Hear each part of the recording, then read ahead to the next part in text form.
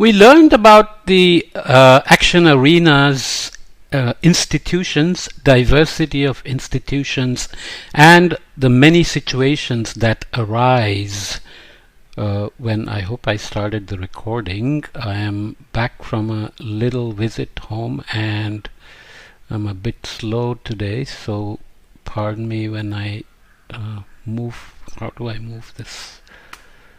Oh. Wow, I'm stuck. Give me a second here. Yes, I'm recording. Sorry about that. So we talked about, am I in the right place here? Okay. Institutions, the diversity of institutions, the biophysical context, the attributes of the communities that are involved, and the various situations where the explicit and implicit rules or rules and norms come into play, and how we internalize them and use them without even thinking much about them.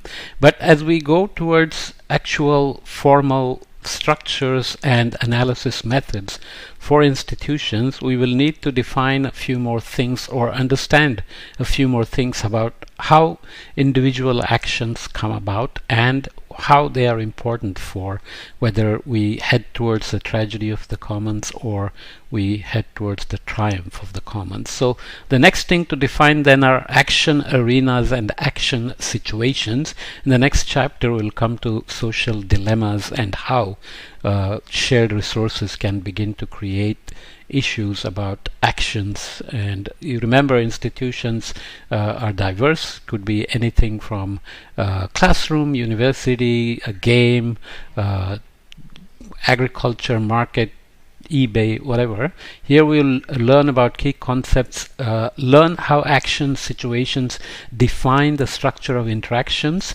see that adding individuals to an action situation leads to an action arena, dissect the structure of an action situation. So we always need at least two people to be interacting with each other, often repeatedly, so that you have an institution that is functional, working with certain norms or rules, and players or stakeholders, as we call in different situations, know what the actions they are intending to take and what rules they have to follow and what the outcome they expect will be. The garbage and recycling example is a good one. What do you do with your waste? In most cities, there are rules and regulations that outline the specific roles and responsibilities of the various people involved in waste management. Are you a single family, live in a residential community, or are you a business? Do you have regular waste, recyclable material, compostable material, or even construction debris? When you can put your waste outside, when can you put your waste outside and where? How much does it cost? What kind of tax do you pay for this service? In some cities, you need to buy specific waste bags so that you can be charged for the correct amount of waste that you put in the curbside, so the size, the gallons of the waste bag matters. In other cities, you pay a flat monthly fee.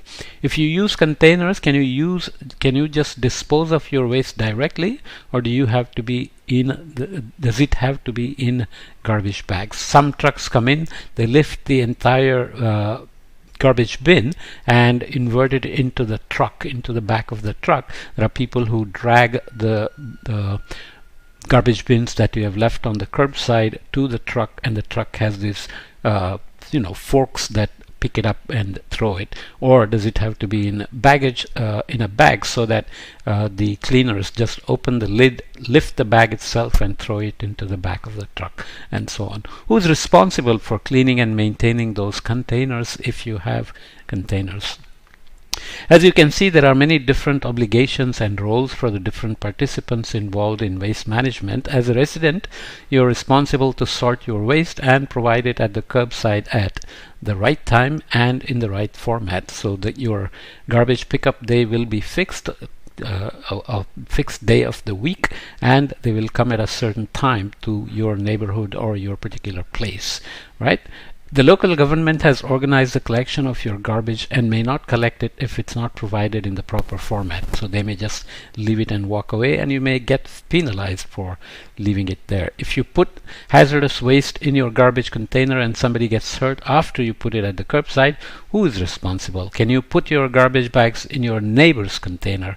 If you put all your recyclable items in the recycling container, who is responsible for the proper recycling of the waste? So you have wet waste, dry waste, paper waste, plastic, etc. that has to be often segregated. Check out the rules and regulations related to garbage collection in your city and think about your responsibilities and the responsibilities of others, because it's a community, it's an institution which has many players. How is the garbage collection organized differently in the slums of New Delhi, India versus Portland, Oregon? Okay, so obviously a stark contrast.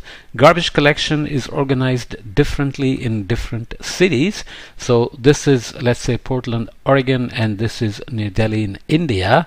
And this is very common where you have urban setting, maybe with all these vehicles and concrete buildings, and you have a garbage site where people have thrown stuff just in plastic bags. You can see milk cans and other material, and there are cattle grazing in them. And I have written about this before in Huffington Post India as to why cows may be eating plastic.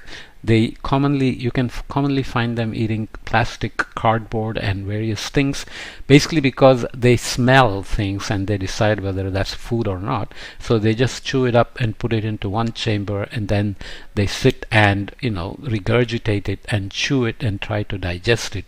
They have this ruminating digestive system, which is thermodynamically very inefficient, as Gidon Eshel points out, but they just go by smell, and if there is food smell on these plastics, then they end up eating it. It's also known that plastic in the ocean is being consumed by the fish for the same reason, that they smell the plastic and think it's food. Okay, so let's read a little bit about action arenas in this context.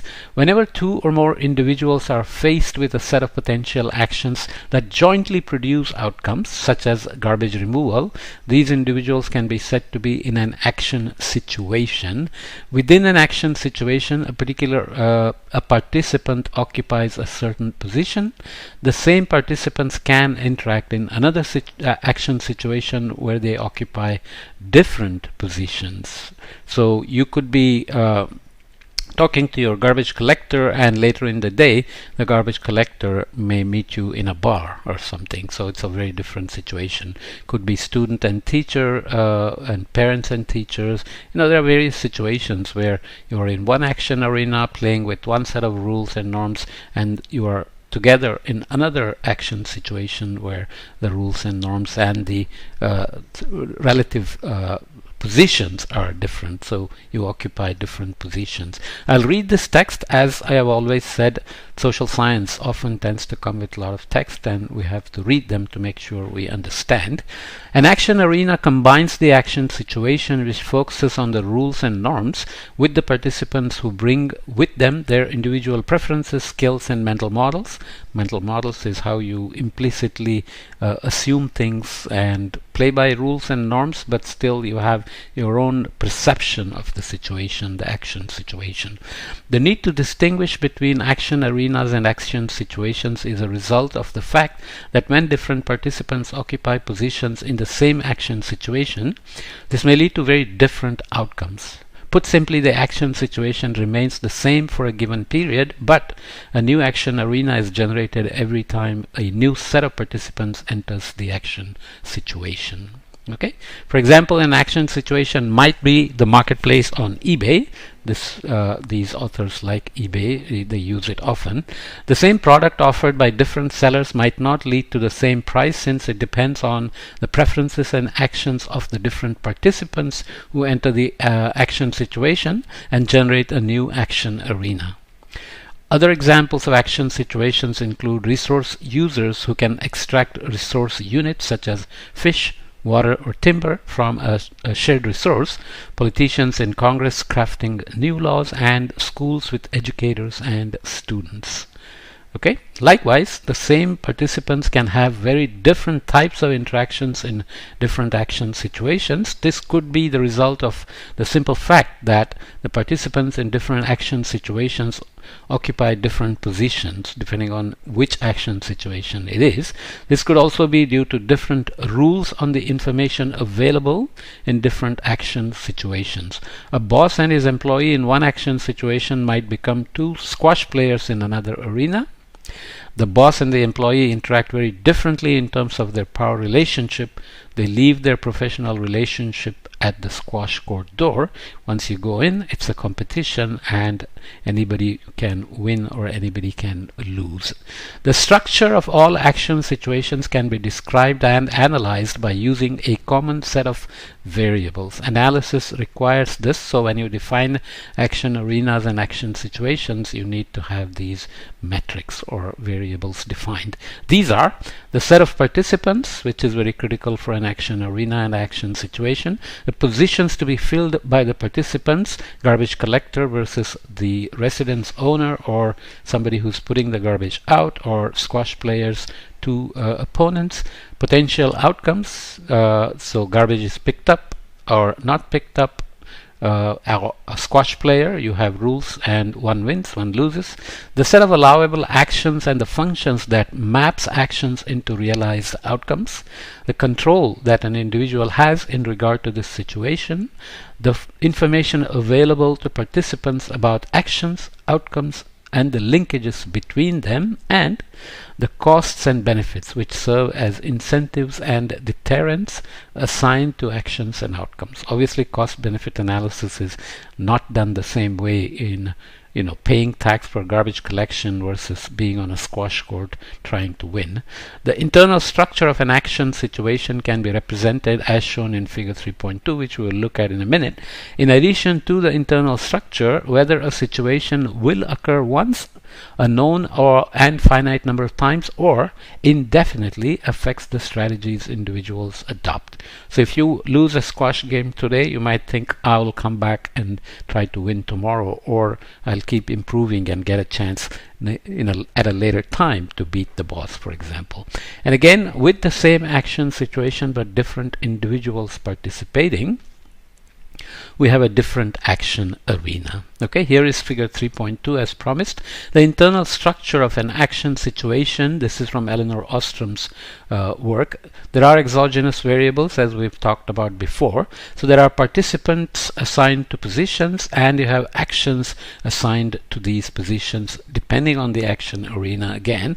So information about the action or your position determines what information you have, whether you are a boss or the employee, control over, and they are linked to potential outcomes. Whether you have all the information as the other player in the action arena, in the action situation or not, will determine the potential outcome, but this is often determined. Boss will likely have more information than you because that's the way the action arena is defined.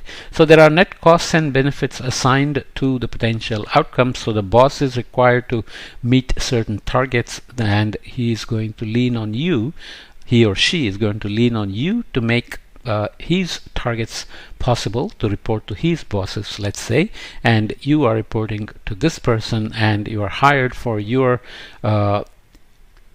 expertise, and you are expected to perform at a certain level to meet the potential outcome requirements. Okay, so this is how these things are defined. Let's leave this here and come back in the next podcast to discuss further points which are important to understand, because once we move to the next chapter, we'll be looking at how dilemmas arise when you have an action arena and an action situation, and how that needs to be resolved in terms of avoiding tragedies of the commons and driving towards triumphs of the commons. Okay.